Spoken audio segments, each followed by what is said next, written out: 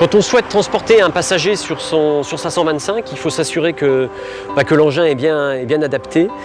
Il faut qu'il y ait des repose-pieds pour que le passager puisse y mettre ses pieds, des poignées de maintien tenues par les mains du passager, et puis une selle dédiée au passager. Ici, en l'occurrence, on a une selle biplace.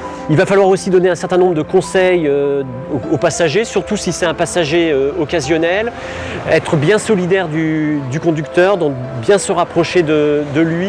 Il faut aussi lui dire de ne pas reposer ses pieds par terre à l'arrêt, toujours garder les pieds sur le repose-pied, et puis évidemment pas faire de gestes brusques. Chose importante évidemment, c'est l'équipement, être bien équipé, le casque qui est obligatoire, intégral de préférence, des vêtements couvrants, blousons, pantalons, chaussures montantes et puis les gants évidemment.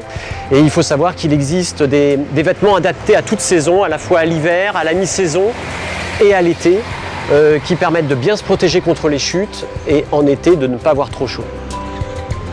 Et puis attention, quand on transporte un passager, la conduite est un petit peu différente. Le scooter est plus lourd, donc les distances de sécurité ont tendance à être un petit peu plus grandes. Et puis à basse vitesse, on a un petit peu plus de mal à le manipuler, il faut s'habituer.